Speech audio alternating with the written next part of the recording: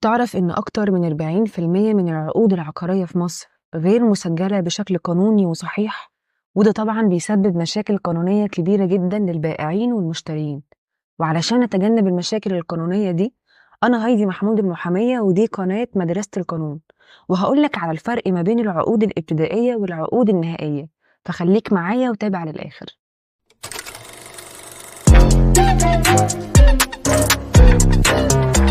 تخيل معايا إن في شخص ما يملك شقة أو أرض أو عقار وعايز يبيعها، إن في شخص تاني يملك مبلغ من المال وعايز إنه يشتري الشقة أو العقار ده.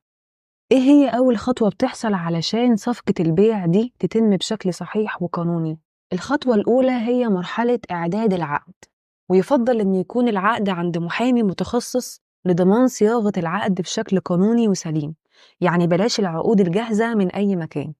ولكني هقولك على نبذة عامة للعقد بشكل عام. العقد بيكون بيحتوي على اسم وبيانات البائع والمشتري بالكامل، ولو في وكيل قانوني بيمثل أحد الأطراف لازم نذكر صفته القانونية ونقدم التوكيل الرسمي الموثق.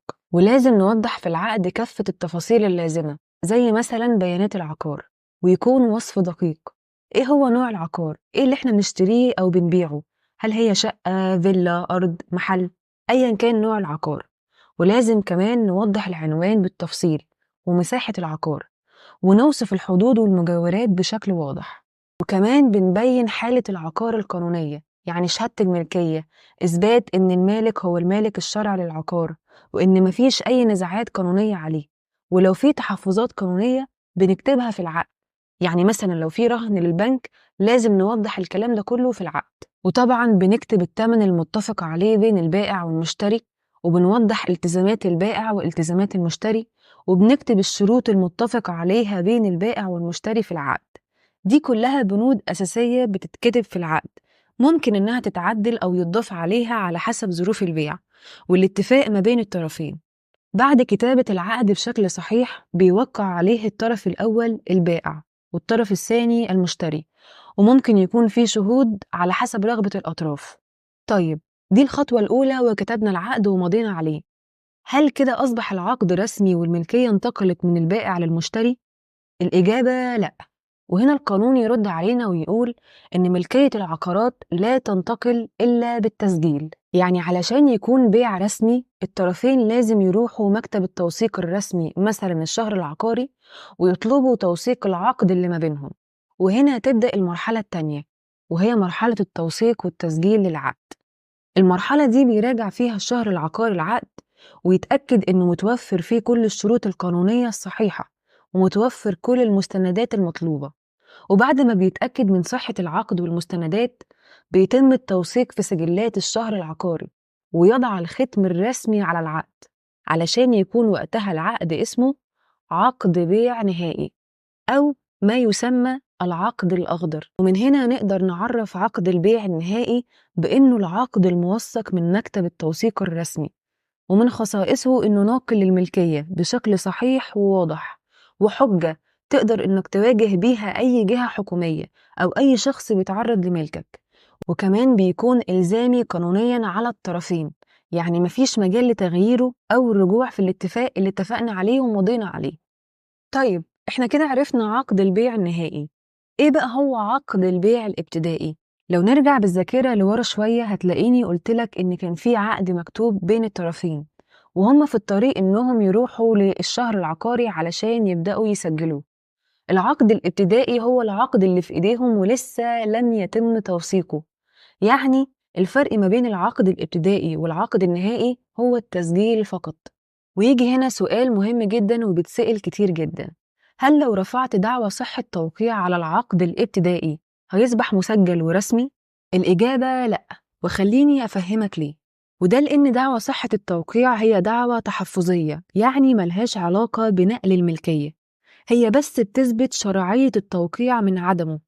يعني عشان أوضح لك أكتر، أنا ممكن أكتب لك عقد بيع لبرج القاهرة وأمضي لك عليه، وإنت ممكن تروح المحكمة وتاخد على العقد حكم بصحة توقيعي. هل كده هيثبت إن برج القاهرة بقى ملكك؟ طبعا لأ، وده لأن المحكمة لا تختص بالنظر في موضوع العقد من أساسه، هي فقط بتنظر في صحة التوقيع من عدمه. ويجي هنا سؤال تاني ومهم جدا برضو، هل العقد الابتدائي ملهوش لازمة واللي معاه العقد الابتدائي ملهوش حقوق؟ الإجابة برضو لأ، وده لأن العقد الابتدائي اللي معاك مهم جدا حتى لو هو غير ناقل للملكية، وده بسبب إن في طريقين للتسجيل العقار في مصر. الطريق الأول وهو الطريق العادي وهو عن طريق الشهر العقاري، الطريق التاني عن طريق المحكمة وهو إنك بترفع دعوة اسمها دعوة صحة ونفاذ على العقد، وبعد صدور حكم المحكمة بتاخد الحكم ده علشان تسجله في الشهر العقاري، وقتها بيكون معاك عقد نهائي ورسمي زي العقد المسجل بالظبط.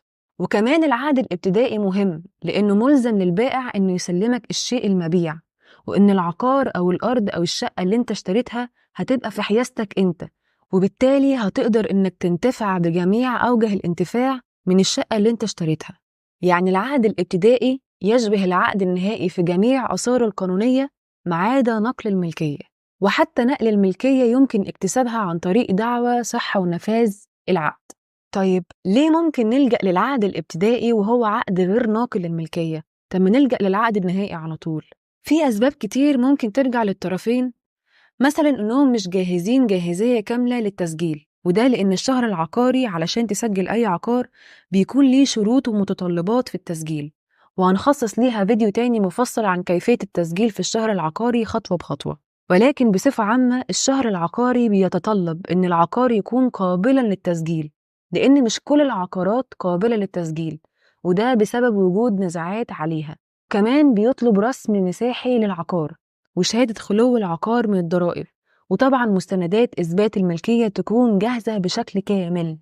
ولأن استيفاء الشروط دي ممكن تاخد وقت في بعض الأوقات، وقتها يلجأ الأطراف لإبرام العقد الابتدائي كنوع من أنواع الحجز للعقار، وتأكيد على نية الشراء والبيع لحين الانتهاء من شروط التسجيل في الشهر العقاري. يعني بالبلدي كده العقد الابتدائي بيكون عبارة عن بروفة قبل العقد النهائي.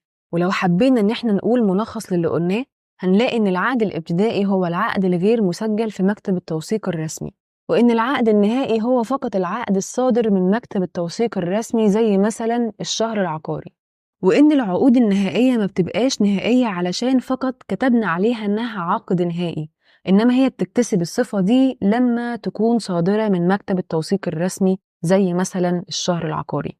وإن العقد الابتدائي لا ينقل الملكية ولا يحتج به في مواجهة الغير بعكس العقد النهائي. والعقد لا يكون مسجلا إلا عن طريقين، الطريق الأول وهو طلب تسجيل في الشهر العقاري، والطريق التاني هو رفع دعوى صحة ونفاذ على عقد البيع مع ضرورة اتباع الإجراءات الخاصة بيها.